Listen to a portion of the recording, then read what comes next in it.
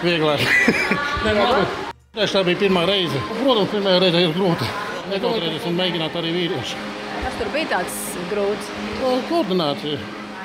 Noturēt to visu pareizi, izmeklēt nodarbības, tad varētu brīnišķīgi iet pats kā ronīts.